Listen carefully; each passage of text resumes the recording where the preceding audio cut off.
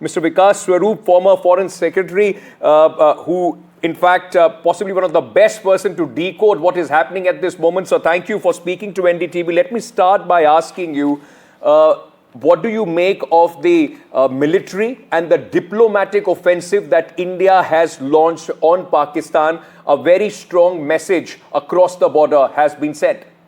Yes, thank you, Ankit. I think Operation Sindoor was designed to send a very clear message to Pakistan. Terrorism has consequences. Yes. These were precision strikes on the terrorist infrastructure in Pakistan. These were not strikes against the state of Pakistan or against the people of Pakistan. Of course, the kinetic action was preceded by scores of diplomatic actions that India had taken. The most serious among them, of course, was the suspension, the keeping in abeyance of the Indus Waters Treaty, which had survived 3 wars, 1965, 1971, 1999.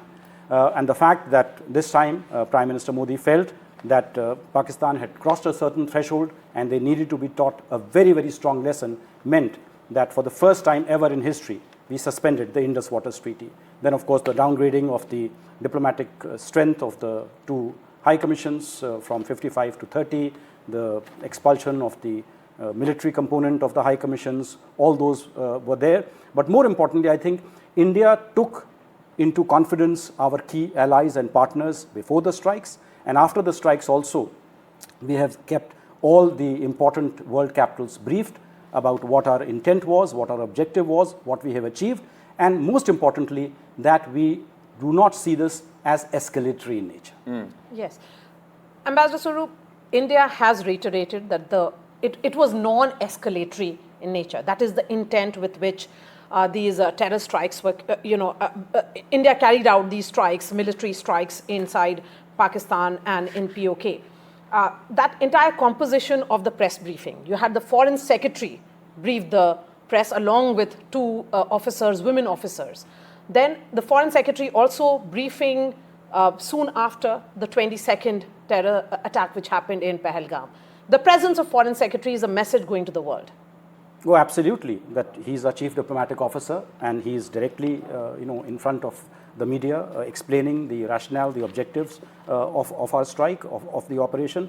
And the fact, as you rightly mentioned, these 2 women officers, yes, one from the army, one from the Air Force, and the symbolism attached to their names. Because, a key component of what the Foreign Secretary said was that the Pahalgam attacks were meant also to spread communal discord in India. That's right. And I think the message that we gave that all of India is united, that we do not look at people of Kashmir with suspicion, that they are also an inalienable part of India, they are as Indian as you and I are. I think that is a very important message that was underscored by the press briefing and by the symbolism around that press briefing. You have External Affairs Minister, Ankit, just one question. Speak to the France Foreign Minister. You have External Affairs Minister Dr. S. Jaishankar brief his counterpart also in Germany, also in Japan. So this constant briefing with his counterparts is continuing even as India would be looking at more support from multiple nations. What now in terms of the diplomatic planning? You see, Pakistan always uses these incidents as a means to internationalize the Kashmir dispute.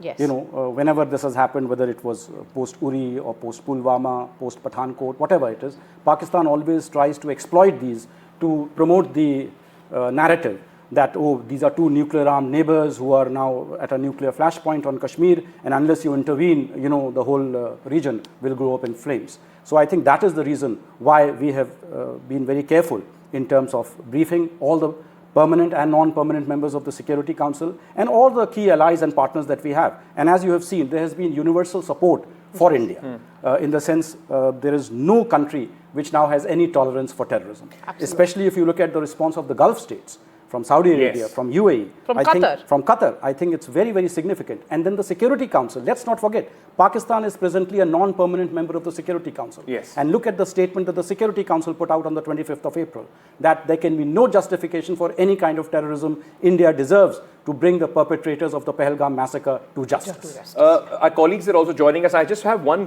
quick question to you, sir, before, in fact, we bring our colleagues in, because right from the dead of the night, as soon as it happened, my colleague Shiv Arur, who is on the ground in Srinagar, has been reporting. He has now gone to the forward areas where, a lot of, we are seeing the retaliation from Pakistan, which of course is appropriately being handled and responded to by India. Gurpreet also joining us from a border district. But Mr. Swarup, before I let you go, sir, my last question to you: are you picking up some signs that possibly there would be international pressure on Pakistan not to escalate? Because number one, the most important thing is, if Pakistan does take the escalation ladder on the kinetic front, Pakistan then justifies the operation of these terror and the terrorists on its soil, because India has only hit out at terrorists, not on the Pakistani installations. Absolutely, Ankit. I would say this: India does not want escalation.